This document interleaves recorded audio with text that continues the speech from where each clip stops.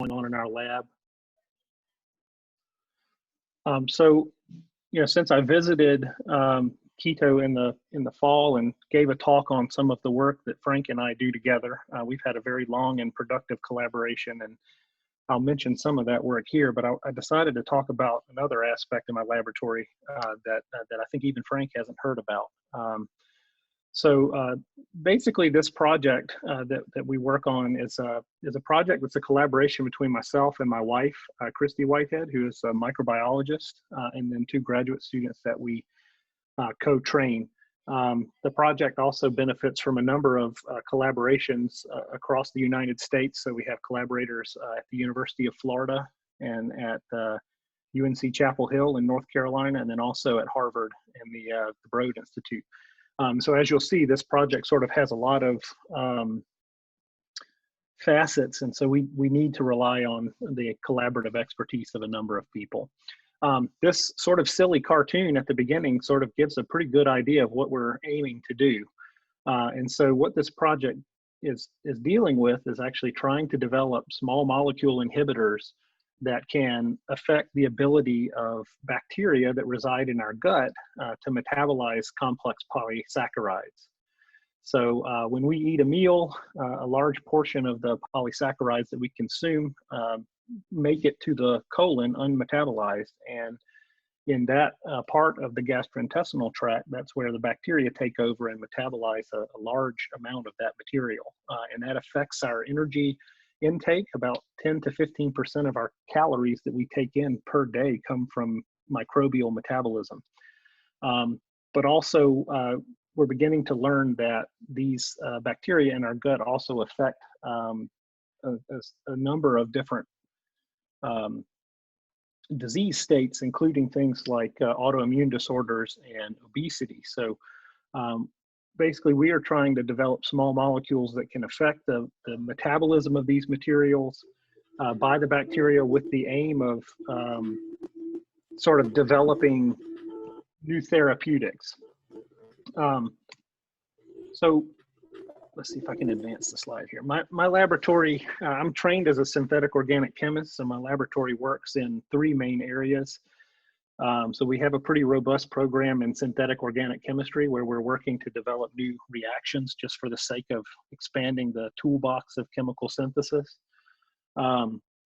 We have a pretty robust program in materials chemistry, all of which is done in collaboration with Frank's group at Yashe. We've collaborated for almost a decade now on these projects. And then the portion we're going to talk about today comes from my lab's bioorganic chemistry focus, where we're focusing on developing small molecules for therapeutic applications.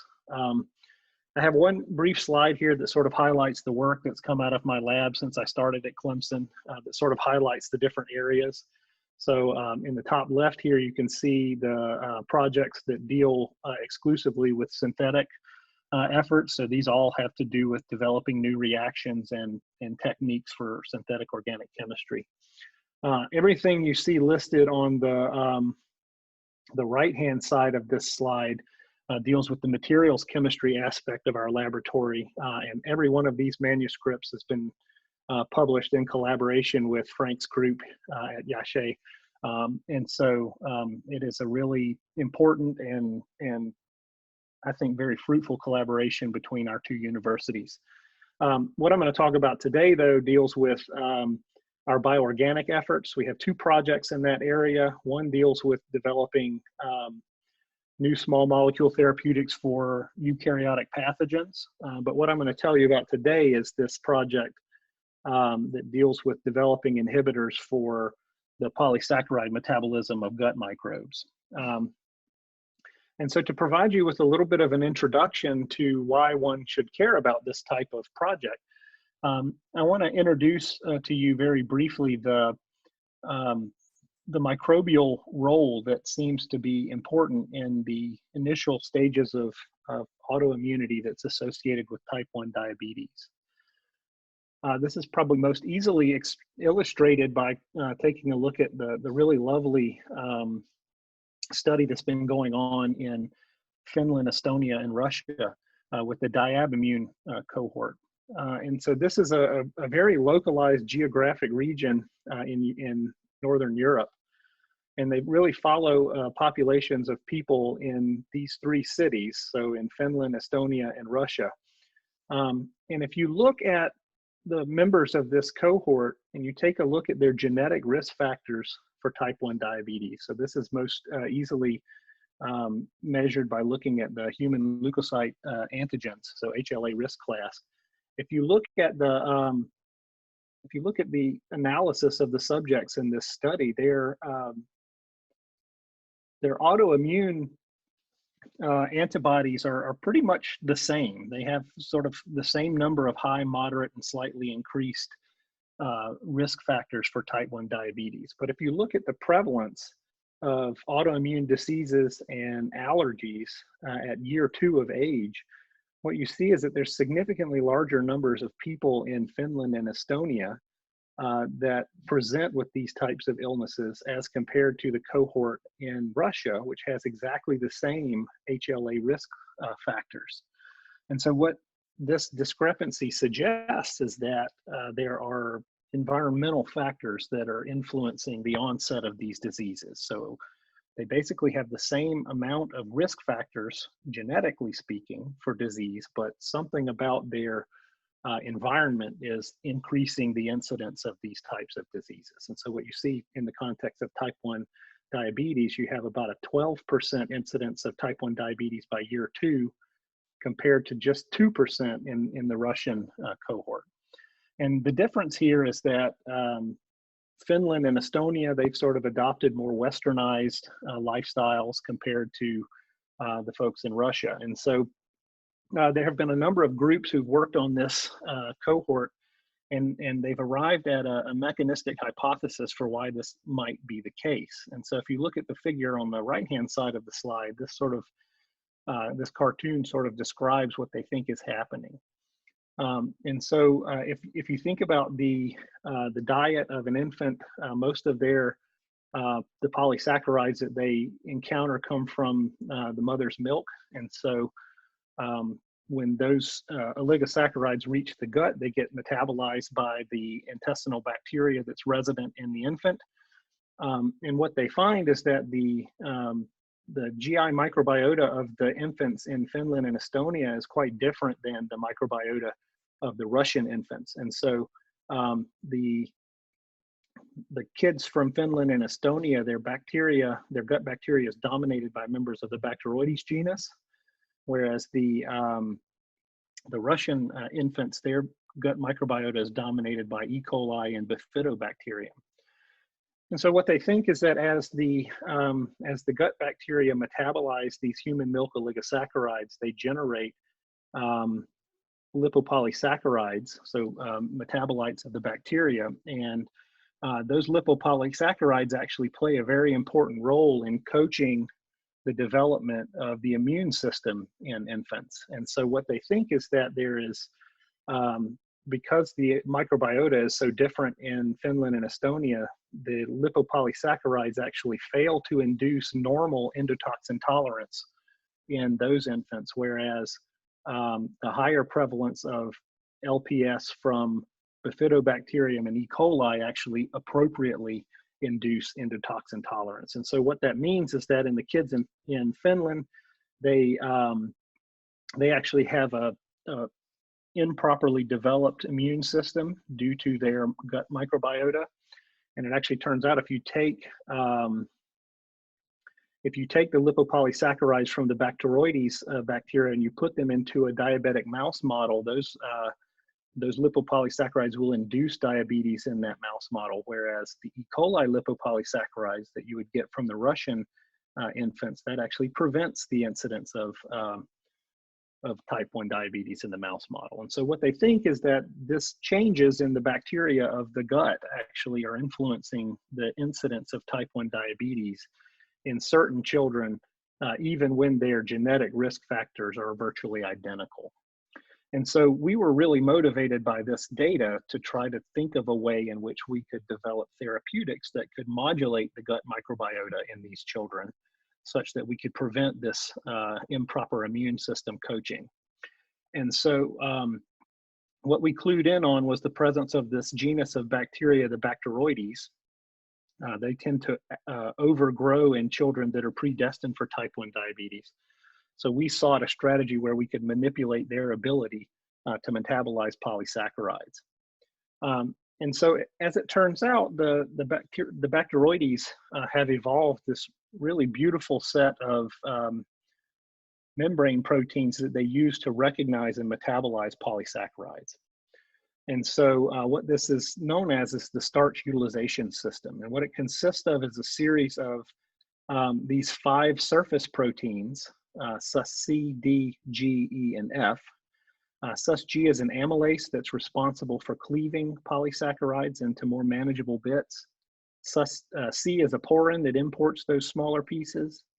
Sus-D essentially acts as the lid to Sus-C, so it has binding motifs that will bind starch and then cause the porin to open. And then Sus-E and F are actually secondary binding proteins on the surface. In the intermembrane space, there are 2 other amylases, Sus-B and A, which also further metabolize the starch that makes it into the intermembrane space. And then Sus-R is the final protein in the system, which acts as a transcriptional regulator for this entire operon. So if you look at the sort of canonical system that has been most characterized, that resides in this Bacteroides species B theta iota omicron, which I'll abbreviate as BT. So if you look at the genome of BT, its proteome contains 246 glycoside hydrolases and polysaccharide liases. So that really highlights the amount of energy these bacteria devote to making enzymes that can metabolize polysaccharides. It really is their only method for harvesting energy in the gut. If you look at their genome, there are 100 other homologs to this starch utilization system on the BT genome. So they can express systems similar to this that recognize other polysaccharides that they can eat and then metabolize. And then more broadly, so there are similar gene clusters that appear in many non-Bacteroides members of the broader phylum, the Bacteroidetes. And just to give you a benchmark, about 50% of the microbes in a normal human gut come from this phylum, the Bacteroidetes. The other 50% or so comes from the firmicutes. And so as we were thinking about this problem, we asked a rather simple question. We wanted to decipher whether or not this enzyme system represented a druggable target that we could use for therapeutic gain. So could we develop an inhibitor that would arrest this, that would shut down this particular system and prevent the growth of these bacteria? If we can prevent their growth in the context of type 1 diabetes, perhaps we can reduce the incidence of type 1 diabetes in genetically at-risk children. Okay, so what we set out to do early in this project is we tried to benchmark ourselves to begin with a series of human alpha amylase inhibitors. So humans express alpha amylases in our saliva and then also in our small intestine. And so a lot of time has been spent trying to develop inhibitors of those human alpha amylases to prevent the carbohydrate loading after a meal to help manage type 2 diabetes. So we asked sort of a naive question. We said, maybe we could find a human alpha-lase inhibitor that would react in a similar way with the bacterial amylase in the starch utilization system. Excuse me. So to do that, we wanted to assess the ability of these inhibitors to work on a series of polysaccharides that these bacteria can metabolize. So we investigated potato starch, which is comprised of amylose and amylopectin. This is sort of the canonical dietary starch that you would encounter. We also looked at a fungal starch metabolite, pulilan, and then we also selected 2 polysaccharides that bacteria can metabolize but do not use that starch utilization system. So chondroitin sulfate and lavon, the bacteria can metabolize these 2 polysaccharides, but they have to use one of the starch utilization homologs. And so these were sort of control experiments that we did. So let's take a look at the data that we found. What you're looking at in these graphs are bacterial growth curves. So what you're seeing is a change in the optical density of the culture over time. And so what you're seeing here is a culture of the B theta iota omicron, grown in glucose minimal media. So the only carbon source in this medium is glucose. So that's a monosaccharide, so the bacteria do not have to engage that starch utilization system in order to metabolize glucose. And so what we find is that the bacteria grow in the presence or absence of this drug acarbose, which was the first drug on the previous slide. Let's see if I can go back. So this is acarbose. So in the presence or absence of acarbose, these bacteria can grow in glucose media with no problem. So this is an important slide because what this tells you is that the drug itself is non-toxic. It doesn't kill the bacteria. So when they have access to monosaccharides, they grow with no problem. Now the things change though when we offer the bacteria only a polysaccharide like potato starch. So here we have a culture of B. fragilis grown on a potato starch minimal media. So now this is a complex carbohydrate. They have to engage that starch utilization system in order to metabolize this material. The black line is the untreated culture. So you see over 48 hours, the bacterial culture takes off. They grow just fine and they reach a stationary phase after about 40 hours. The orange dashed line, however, is the growth of these bacteria in the presence of 100 micromolar concentrations of acarbose. And so you see a basic flat line. They can't grow at all. If we take this culture and we inoculate it back into glucose, the culture takes right off. So we're not killing the bacteria, we're just preventing them from metabolizing this particular starch. This follows a dose response type curve, and so we get essentially an IC50 value here somewhere between 1 and 0.5 micromolar of acarbose. So we can reduce the culture density by 50% with around 1 micromolar of the drug. And we saw similar results with B theta iota omicron that I'm just showing you the data for B. fragilis. And then we could also find the same type of inhibitory activity when we use other starch analogs like pulilan, which also engages that starch utilization system. What we next set out to do, since we're chemists at heart, is we wanted to see what type of structural features in acarbose were important for this inhibitory effect. So it turns out you can purchase a truncation of acarbose, which is known as acarviosin. So it basically just cleaves off this maltose unit. And so what we next transitioned into is studying how this smaller analog of acarbose affected the growth of the bacteria. We found some interesting results there too. And what we see here is we actually get starch molecule specific inhibition in this case. So if you look in panel A, what you see in black is the growth curve of the untreated bacteria. The orange dashed line is 100 micromolars of acarbose, and the purple dashed line is 100 micromolars of the structural truncation acarviosin. And so what we see here is that in potato starch, we are able to inhibit the growth completely in the presence of this structural truncation. If you look, however, and you give the same bacteria another starch metabolite that also engages the same starch utilization system, what we see is that we inhibit its growth in the presence of acarbose, but the structural truncation is unable to inhibit the growth. And you can see this in a dose response fashion here. So this tells us something interesting about this system. We had assumed at the beginning that we were selectively inhibiting Sus-G, and that was responsible for our inhibition. But this can't be the case based on the data that I show you above, right? Because if we're simply inhibiting Sus-G, we would expect for the structural truncation to ablate the ability of the bacteria to metabolize either of these two metabolites. So what this seems to suggest is that we may be inhibiting other enzymes on this surface suite beyond just Sus-G. And so that's something we're just now beginning to investigate.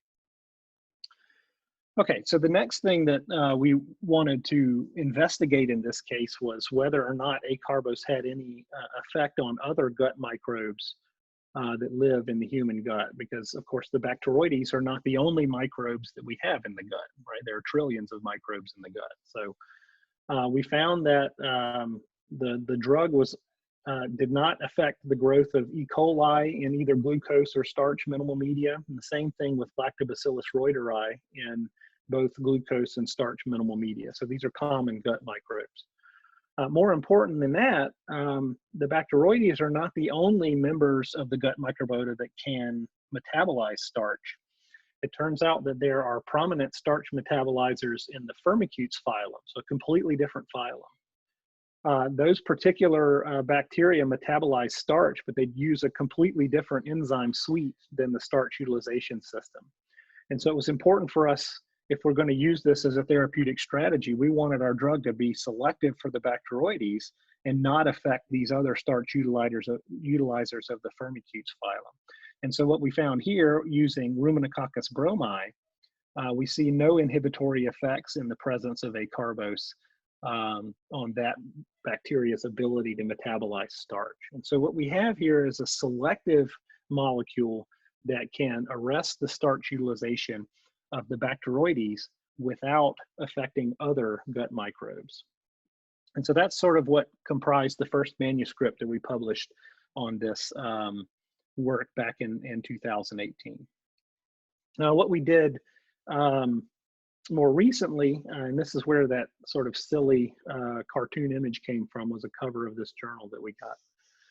So what we transitioned into in our next study was we actually collaborated with a group at the University of Florida who had isolated clinical bacterial isolates from children who had clinical type 1 diabetes. And so the most prominent Bacteroides species in clinical patients for type 1 diabetes in this cohort is a strain of bacteria known as B. dorii. And so that group had isolated 4 different clinical isolates of that particular bacteria. And so this next study, we simply set out to determine whether or not the acarbose drug had the same inhibitory effects on the clinical isolates that we were able to observe in the laboratory strains that we had started our work with. And so to make a long story short, we do see very potent inhibition of the clinical isolates with acarbose. In fact, the IC50 is probably somewhere between 0.5 and 0.1 micromolar acarbose. So it's even more sensitive to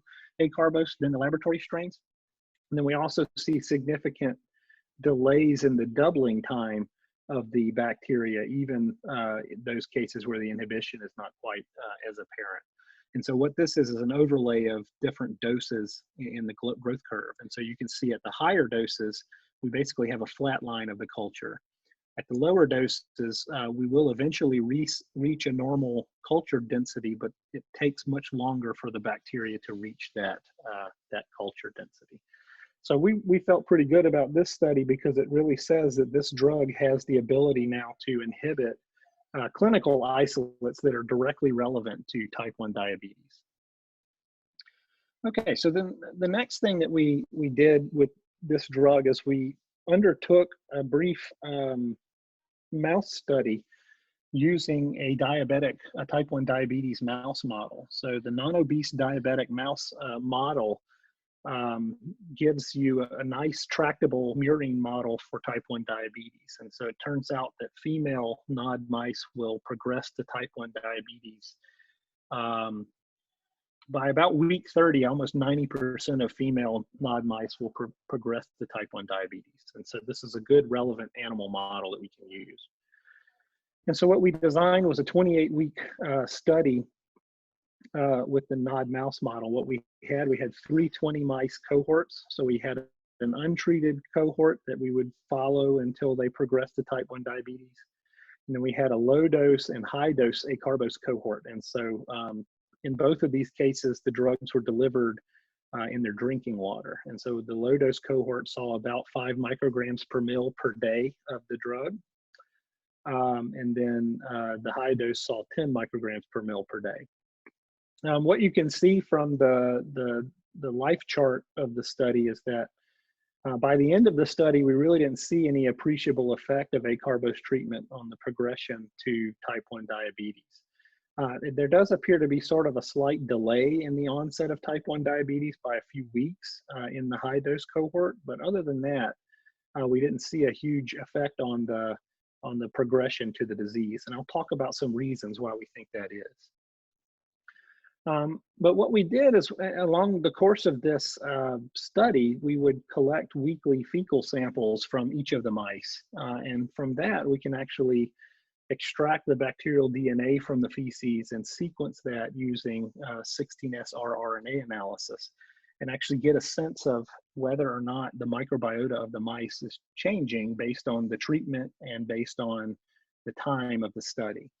And so that's what I'm going to describe next, is actually what motivated us to actually study the microbiota of the mice in this study. So we really wanted to ask the question, did acarbose treatment induce a predictable shift in the composition of the microbiota of the mice? And if so, was that shift consistent with our hypothesis that we can arrest the starch utilization system that is prevalent in the Bacteroidetes, making that phylum decrease, and then leaving alone the firmicutes, which then by decreasing the Bacteroidetes, we would see an increase in the firmicutes. So that was the hypothesis we wanted to test. So what I'm going to transition into now is showing you some microbiota data, what this actually looks like when we go through and do this type of experiment. So this is what the study looked like. So we took weekly fecal samples from each of the mice in the study beginning at week 9, which is the time point in the study where we began monitoring the mice for type 1 diabetes. And so every mouse in the study had the week 9 baseline study when we started monitoring their blood glucose. We took week 11 samples for those mice. We took week 11 studies for mice that made it to week 15. That's sort of a halfway point between week 9 and 14. And then week 14 is sort of the halfway point of the whole study. So we took samples from the mice that had not developed diabetes up to that point. The sort of the 3/4 point was taken for mice that made it to week 26 or further. And then we took another sample from the mice that survived the whole duration of the study.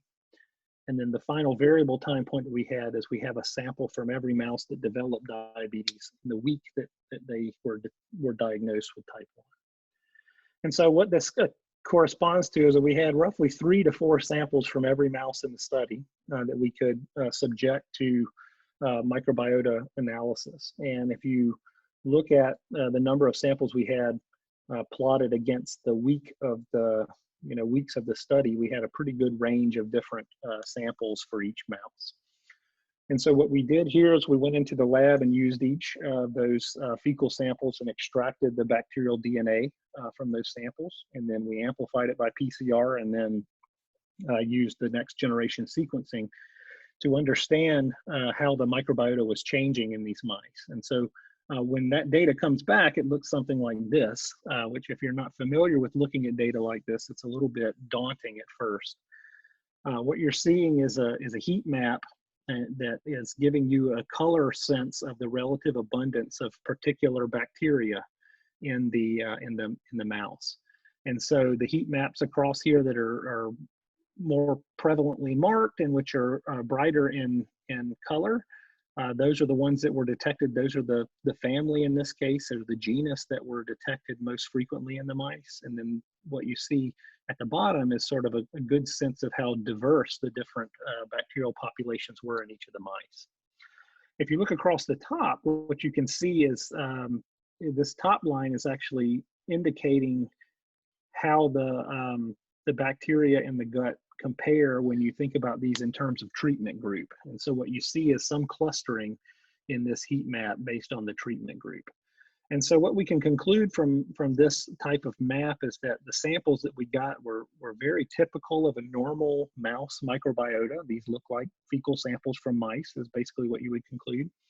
And we saw some potential clustering based on the treatment group, but there was no clustering based on the time or incidence of type 1 diabetes. What I've got at the top is organizing this data in a couple of different ways. And so what I've got are all of the high dose cohort grouped together in the heat map, all of the low dose cohort grouped in a heat map, and all of the non-treated mice grouped in a heat map.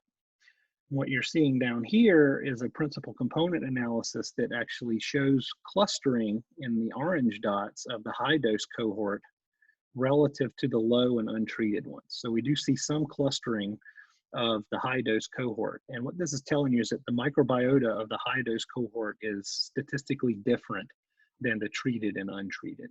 Okay, and you can kind of see that in these heat maps. So the colors I want you to pay attention to is this light blue and the purple. And so those are going to be the most abundant two types of bacteria in the whole sample. And so that light blue color is responsible for the Murray-Baculacea family of bacteria. And then the purple comes from the Lactobacillus genus. And so the Murray-Baculacea come from the Bacteroidetes phylum.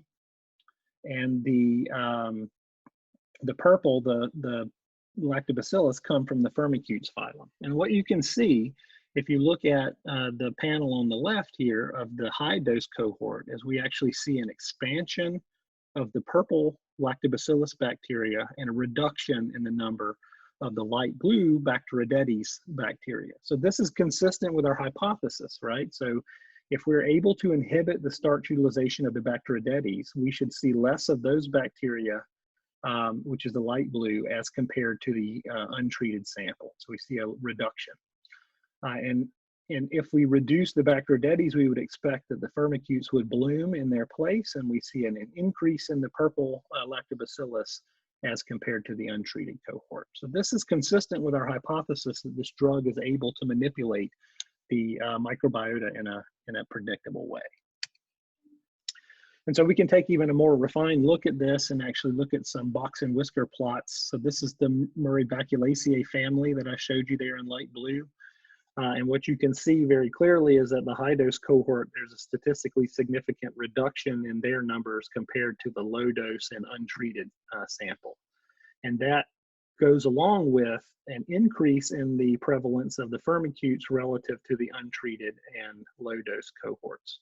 So this essentially confirms our hypothesis that treatment with acarbose can reduce the numbers of bacteria associated with the Bacteroidetes, presumably by inhibiting their starch utilization capabilities.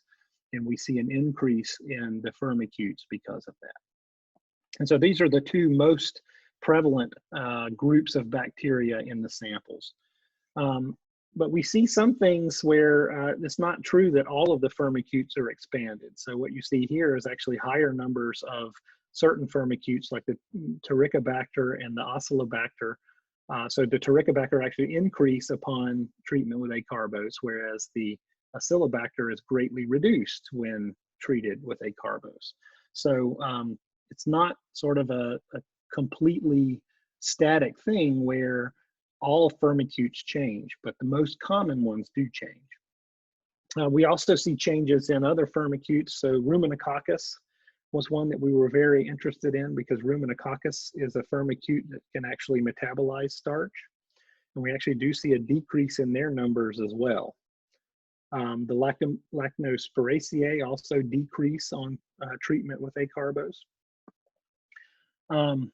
And then we also see changes in other phyla of bacteria that aren't Bacteroides or Firmicutes. So we see actually decreases in the Phanericutes and then also decreases in Proteobacter on treatment. So what this really tells us is that if you look at the very big picture, we do see a change in the bacteria that's consistent with our hypothesis. But if you look at sort of family and genus specific changes, they sort of change all over the map. The next thing I want to show you though is something that might explain why we don't see a prolonged effect of the drug on the progression to type 1 diabetes. And so what I'm showing you here are 4 principal component analyses of the cohort that are divided by the week of treatment. And so what you can see in the orange dots is we have clustering of the treated cohort, but very early in the study from weeks 9 to 11. And then as we progress further into the study, that clustering dissipates. And so we see clustering evident in weeks 9 to 11 and 10 to 14, but then over time, as the mice continue, in the study, that difference dissipates. And so what we think might be happening here is that actually the effect of acarbose is only apparent very early in the treatment regime. And so reasons for that could be that we have off-target inhibitory effects of the drug on the amylases in the mouse itself, or the bacteria in the gut are slowly adapting to the treatment. So those are unanswered questions at this point. So the initial conclusions from this study, we did see that the high dose acarbose treatment did suggest a modest delay in type 1 diabetes onset. That begs the question of whether this intervention was early enough. So we started treating the mice as soon as they were able to consume solid food. One strategy that we may adopt in the future is treating the pregnant mothers and then throughout the nursing process and before weaning. So that's one thing that we may investigate. The strongest driver for the clustering was the treatment regime. So the high dose seemed to show clustering away from low dose and naive cohorts. And the time to type 1 diabetes and overall incidence of diabetes didn't really contribute to clustering. This point is probably the most important conclusion from the study, which is that the high dose cohort had a lower diversity with an increase, sorry, this should say decrease, a decrease in the Bacteroidetes, which is the target organism, and an increase in the lactobacillus. So excuse the typo here, this should say decrease.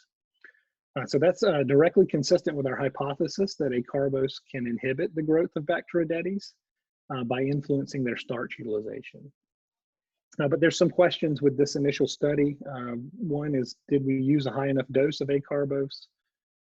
Did we offset that initial inhibition of the Bacteroidetes by loading the gut with carbohydrates by also inhibiting the amylases of the mouse in the small intestine? And then whether or not we actually have temporal adaptation of the community. So where are we going now with this? So what we're working on now is several aspects of chemistry. So the acarbose drug represents a proof of concept of this strategy, but it is not the most friendly compound to try to develop analogs of from a synthetic standpoint. So we're working now on designing and synthesizing other molecular scaffolds that will also exhibit this type of activity against bacterial amylases. And we're turning to some computational chemistry to do that. So what we're beginning now is to screen very large libraries of compounds virtually against the Sus-G amylase, and we counter screen those against the human amylases. And so what we hope from this virtual screen to find is a drug that is a tight binder for Sus-G but does not influence the human amylases. And then I've already gone through some of the future animal work that we want to do. We're sort of on hold with this for right now. What we really would like to see is what will come from this in silico screen before we move to further animal studies. And so that's sort of a highlight of this type of work that we've been working on in the group. I want to stop now and thank the people who did the work. So the two graduate students on this project are Anthony Santilli and Carrick Reese. We had two very capable undergrads who did a lot of work early on, Elizabeth Dawson and Emma Spire Camposano. Many collaborators to thank. Christy as the microbiologist on the project. We have some folks at UNC Chapel Hill, Ian Carroll and Emily Buick Sullivan, who helped us with the next generation sequencing. Mark and Clive ran our animal study for us, and Eric and Jordan contributed the bacterial strains to the B. dorii story that I told you.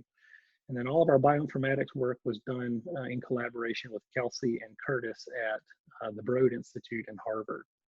I need to also thank JDRF for funding this project in Clemson Chemistry, Biological Sciences, and Creative Inquiry. That's where I'll stop talking, and I'm happy to take any questions that you guys might have. Thanks so much, Dan. Amazing work, Dan. You've got a lot of data, beautiful data. Thank you very much.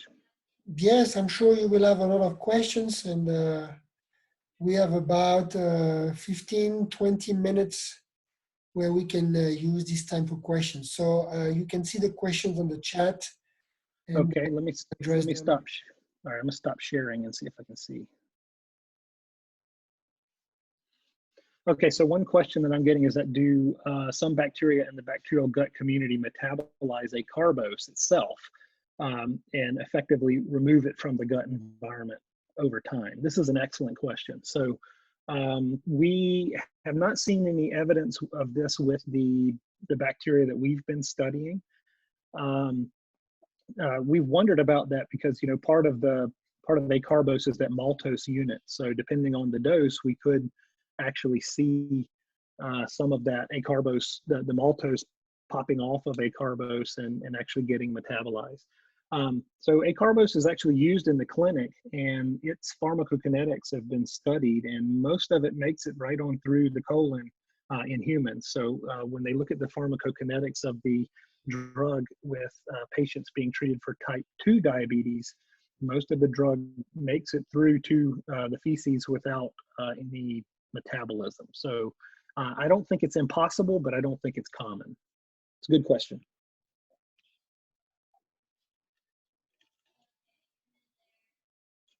Have you considered applications for obesity? So this is yes, another application that could be possible. The problem with obesity right now is the state of the field in terms of the microbial involvement in obesity is not quite as well defined. So there are conflicting data right now. So it seems that some studies indicate certain phyla of bacteria to bloom in obese patients, whereas other studies show completely different bacteria that are important. So it's not quite as there's not quite a consensus yet in the field about exactly how the microbiota influences obesity. But it is another sort of disease state that certainly the bacteria do play a role in, and so it could be a potential target. The other one we've been interested in are other gut autoimmune diseases such as Crohn's disease and colitis. So these are also well-studied inflammatory diseases of the gut that have a clear microbial role. So this strategy could be used for that type of thing as well. Good question.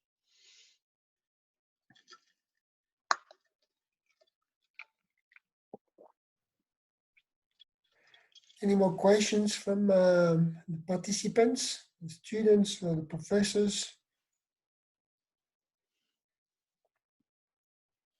So if we conceive of the gut community as an ecological community, how could interactions among bacteria change if one species is selected against? This is also an excellent question. And so you're right, if we take one particular component of the community and we reduce its numbers relative to the others, something will grow and replace it, right? It's a very competitive ecosystem. And so this is a challenge of this particular field in terms of how one designs an inhibitor that is selective, but also doesn't cause undesirable results when the microbiota does shift. Yeah, that's a very good question. So I see another question. Says there evidence of infections of Mycobacterium avium paratuberculosis being associated with type 1 diabetes? Our immune system would then also find similar proteins in the pancreatic cells that produce insulin, leading to their destructions. Any thoughts on that? So I'm not familiar with this data. So let me see. Yeah, I don't know.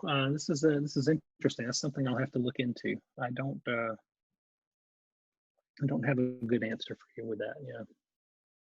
So there's a lot of so the influence of other microbes on type 1 diabetes is not, as you say, restricted to the Bacteroides. They're actually also turn out to be some evidence that actually the viral load in the gut also influences the progression of type 1 diabetes. So, but I thank you for that reference, by the way. I'll take a look at that.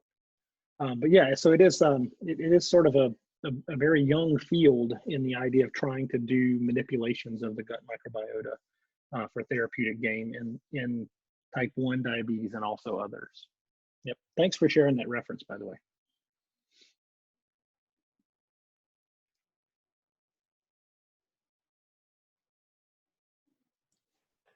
I think with the chat, it takes a little bit of time to write the question. And Sure, no problem.